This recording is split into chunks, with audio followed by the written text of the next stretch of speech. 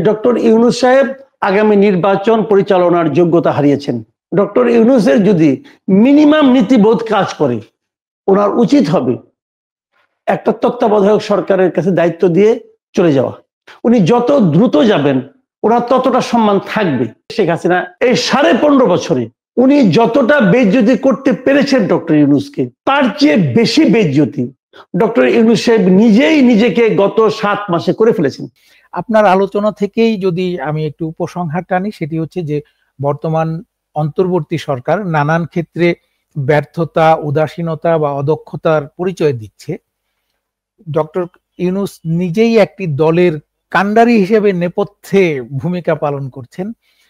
এইসব কারণে অনেকের সন্দেহ যে আগামী নির্বাচনটি এই সরকারের অধীনে হবে না, এর আগেই হয়তোবা সরকারের পরিবর্তন হয়ে যেতে পারে। এরকম কোনো সন্দেহ আপনিও করেন কিনা? আমার কোনো সন্দেহ নাই, আমার প্রত্যাশা আছে। সন্দেহ আমি করি না, কারণ সন্দেহ কি হবে আমি জানি না। আমার প্রত্যাশা, আমি বলতে চাই যে ডক্টর ইউনূস সাহেব আগামী নির্বাচন পরিচালনার যোগ্যতা হারিয়েছেন। ডক্টর ইউনূসের যদি মিনিমাম নীতিবোধ কাজ করে, ওনার উচিত হবে একটা তত্ত্বাবধায়ক সরকারের কাছে দায়িত্ব দিয়ে চলে যাওয়া। উনি যত দ্রুত যাবেন ওনার ততটা সম্মান অনেকখানি অলরেডি হানি হয়ে গেছে, ওনার ততটা সম্মান থাকবে। আমি একটা কথা বলে শেষ করি। 2008 সালের নির্বাচনের মাধ্যমে 2009 সাল থেকে শেখ হাসিনা ক্ষমতায় আসছে এবং 2009 সাল থেকে এই 24 সাল পর্যন্ত উনি দেশে একটা উনারগত শাসন, স্বৈরাচারী শাসন চালিয়েছেন।